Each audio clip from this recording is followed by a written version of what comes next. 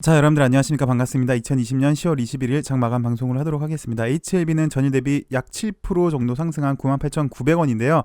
현재 제가 3시 20분에 방송을 시작을 했습니다. 양해 좀 바랄게요. 급한 일이 있어서 곧장 나가봐야 돼서 마감되기 전에 동시효과 때 들어왔는데, 일단 현재 상황으로는 98,900원 정도 선에서 마무리가 될 것 같아요. 약 7% 정도에서 마감이 될 것 같은데요.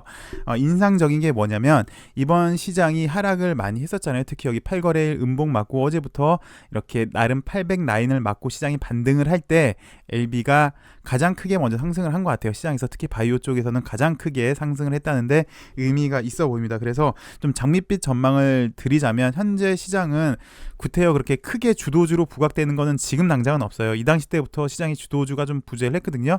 그래서 만약이라도 이렇게 뭐 박스권을 잘 유지를 해주고 시장이 재차 주도주가 나온다면 조심스럽게 우리 LB 관련주들이 시장을 이끌어주지 않을까라고 좀 조심스럽게 예측이 되는데 그랬으면 좋겠네요. 간단하게 LB 일단 기술적 분석을 좀 해드리도록 할게요.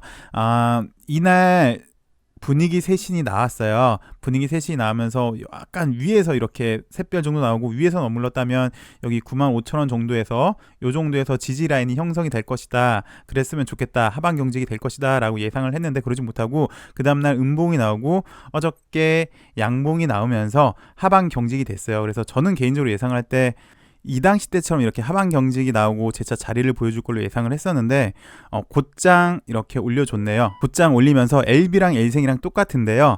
단기 저항을 맞았어요. 21선 단기 저항을 맞고 크게 보시면 현재 이런 박스권 그리고 이런 박스권이 있었는데 한 단계 더 업 시켰다는데 의미가 있다라고 보여집니다. L생도 마찬가지예요. A생 역시 분위기 쇄신을 해주고 하방 경직을 보여주고 많이 치고 올렸죠. 그러면서 여기 단기적으로 20일 저항선을 맞고 있는데 얘 역시도 지지 라인을 한 단계 올렸어요. 요 라인과 요 라인이 있었는데 여기 지지 라인을 한 단계 더 올렸다는 거, 업시켰다는 데 의미가 있었던 하루이지 않았나 싶습니다. LB, L생 마찬가지인데 나름 뭐 한 번 더 하락을 한다고 해도 최종적으로 이 라인을 지켰고 이 위 라인으로 올라갈 수 있다는데 상당히 좀 긍정적으로 보여집니다. 간단하게 시장부터 살펴보도록 하겠습니다. 코스닥 시장도 그렇고 코스피 시장도 마찬가지고 어저께 말씀을 드렸지만 일단 5일선을 회복을 하는 게 상당히 관건이었는데 오늘 정도 5일선을 회복하려고 하는 모습을 보여서 상당히 양호합니다. 재차 큰 음봉이 안 나와서 여기서 확실히 일단 좀 어느 정도 지지는 보이지 않나 싶고요. 5일선을 회복한다는데 더 의의가 있어 보입니다. 현재 시장에서 갖고 있는 주요 이슈는 첫 번째 코로나 확진자 수가 특히 글로벌적으로 증가를 하고 있다는 거지요. 게다가 조만간 이제 겨울이니까 더 유행하지 않겠느냐라는 좀 의심이 있고 의구심이 있는데 그와 반대로 코로나 확진자 수가 증가를 하다 보니까 백신에 대한 기대감이 있습니다. 화이자에 의해서 모더나도 12월 달에 긴급 승인 예정이 있고요. 아스트라제네카 역시 미국에서 임상 재개를 했더라라는데 좀 무게를 두고 싶은데 코로나 백신이 왜 중요하냐면 일상생활을 할 수 있느냐 없느냐에 일상생활을 할 수 있느냐 없느냐에 담보가 되는 게 바로 백신이기 때문에 그래요. 그 말을 좀 더 직접적으로 해석을 하자면 시장의 방향성을 돌리느냐 못 돌리느냐가 바로 백신의 탄생인 것 같습니다. 그래서 백신의 탄생은 시장의 방향성을 주도하는 중요한 키로 보여지는 건데 어찌되었건 코로나 확진자 수가 증가하다 보니까 백신 개발 속도도 더 붙더라라는 걸 말씀을 드리고 싶고요. 이제 두 번째는 미국 경기 부양책에 대한 얘기인데요. 트럼프 대통령이 경기 부양책을 더 늘릴 것이다 라는 얘기도 했고 펠로시가 조만간 타결할 것이다. 그러니까 부양책 협상 기간을 21일까지 연장시켜서 조만간 타결되지 않을까라는 기대감이 있네요. 근데 이 협상안이 계속 뭐 될 것이다 안 될 것이다 될 것이다 안 될 것이다 라고 현재 막 대선과 연관돼 있으면서 줄다리기 하는 모습인데 결국은 되긴 되겠죠. 대선이 끝나고 되던 아니면 극적으로 타결하던 미국 대선에 대한 뭐 정치적인 이슈도 있겠지만 결국은 될 겁니다. 근데 그 시기가 문제인 것 같아요. 만약에 된다면 다시 한번 시장의 유동성을 제공하는데 큰 요소이지 않을까 싶고요. 그 다음 시장에서 주목받고 있는 게 대주주 3억 원 양도세 관련인데 글쎄요. 저는 아직도 이 법의 취지를 정말 모르겠어요. 제가 수채라 좀 말씀을 드렸는데 제 IQ가 66밖에 안 돼요. 진짜로요. 그래서 혹시라도 이 법의 취지를 아시는 분은 저한테 좀 가르쳐 줬으면 좋겠는데 글쎄요. 자본시장의 건전한 발전이 이 법안의 목적인지 아니면 자본시장이 세수 확보 차원의 도구인지 아직도 궁금합니다. 저는요. 이 법안이 통과된다면 첫 번째 편법만 만들어요. 대주주 요건을 회피하기 위해서 잘 아시다시피 대량 매도 물량이 매년 연말마다 펼쳐지는데요.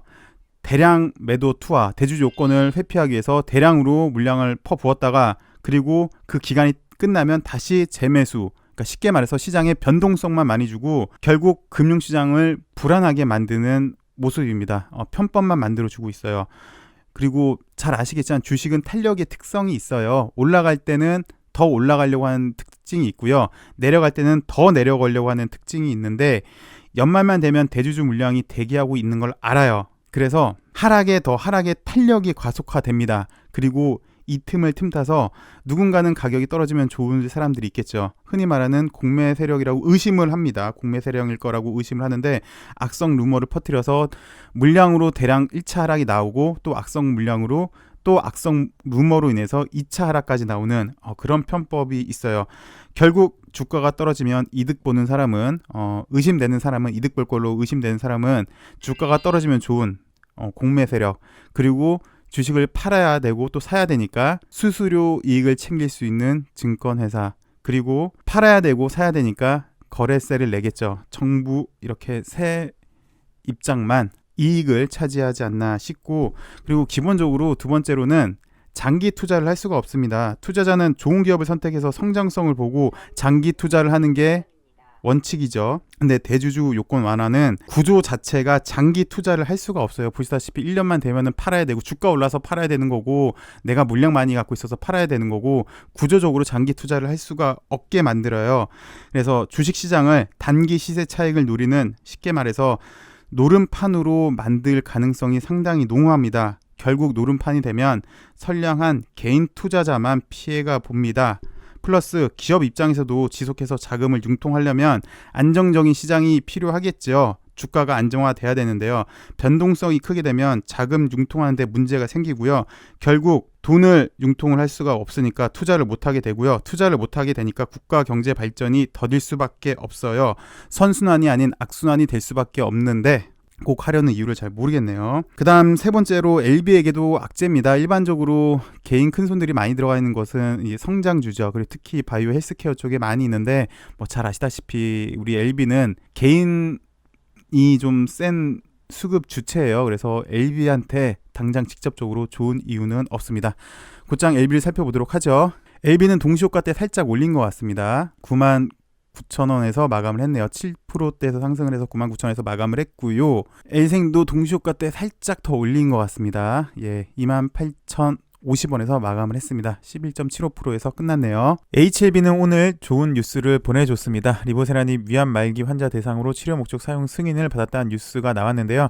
잘 아시다시피 리보세라닙의 한국 판권은 L생이 갖고 있습니다. 그래서 L생이 오늘 좀 더 탄력적으로 움직인 것 같고요. 이 치료 목적 사용 승인 제도에 대해서 간단하게 우리 복기를 한번 해봅시다. 7월 16일에 나온 뉴스인데요. 임상시험용 의약품 치료 목적 사용 승인 제도는 원래는 말기암 또는 치료 수단이 없는 중증 환자가 치료할 수 있는 수단을 만들어주는 거예요. 그래서 원래 요건은 국내에서 임상시험 중에 있는 것 또는 국내에 없는 신약 중 환자에게 꼭 필요한 약이 있을 경우 해외에서 시판 허가를 받은 경우, 그래서 국내에서 임상시험 중인 것, 그 다음에 해외에서 시판 허가를 받은 것 이었는데 이번 제도로 통해서 해외에서 임상시험 중인 의약품도 말기암 환자에게 사용할 수 있도록 승인한 제도가 이 제도예요. 임상시험용 의약품 치료 목적 사용 승인 제도여서 리보세라닙 같은 경우는 지금 단계에서 보면은 해외에서 아직 시판 허가를 받은 게 아니잖아요. 그리고 글로벌 임상을 했잖아요. 그래서 해외에서 임상시험 중인 것도 리보세라닙도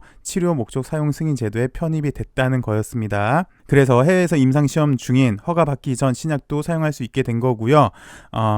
이로 인해서 LB가 수혜 기업으로 꼽히는 거죠. 그리고 이어서 살펴보시면 만약 국내에서 사용 승인이 나올 경우 LB 실적은 개선세를 이룰 전망이다 라고 얘기가 나왔는데 식약처에서 나온 가이드라인을 다시 한번 간단하게 요약만 살펴보도록 하겠습니다. 식약처에서 제시한 가이드라인인데요. 임상시험용 의약품의 치료 목적 사용 승인, 그래서 목적은 다른 치료 수단이 없고 생명을 위협하는 질환 등을 가진 환자에게 치료 기회를 부여하는 차원이다. 그래서 원칙은 임상시험 목적이 아닌 것, 환자 치료를 위해 사용하는 것으로 특수한 경우에만 사용하도록 제한을 두는 거고요. 이렇게 사용함으로써 당연히 사후 관리를 받아야 되겠죠. 그래서 결과치를 보고를 해야 됩니다. 임상시험용 의약품 치료 목적 사용 승인 종류는 두 가지로 크게 구분이 되는데 의사가 전문의가 주는 것 그리고 제약업체가 주는 것 이 두 가지로 가능한데 첫 번째 의사가 하는 것 말기암 환자 등에게 치료기회 부여 차원에서 의사의 판단하에 시판허가 전이지만 임상시험용 의약품을 사용할 수 있는 제도고요. 당연히 주치의해야 되는 거고요. 그다음에 비용 좀 전에는 아까 뉴스상에서는 LB의 실적 개선이 가능할 걸로 보였다라고 얘기를 했잖아요. 근데 이 비용을 좀 살펴보시면 무상으로 공급한 것이 원칙입니다. 그런데 무상으로 공급하는 경우 회사, 의약품 제공자가 비용 부담이 있기 때문에 원칙적으로는 무상 공급으로 하되 해당 환자 동의하에 원가에 해당하는 비용을 예외적으로 청구할 수 있다. 원가를 보면은 사실 원가, 회계학적인 원가를 얘기를 하는 것 같아요. 그래서 직접 원가, 간접 원가 등 여러 가지 원가가 있을 거잖아요. 그리고 잘 아시다시피 신약을 개발하기 위해서는 정말 천문학적인 임상 비용이 들어가죠.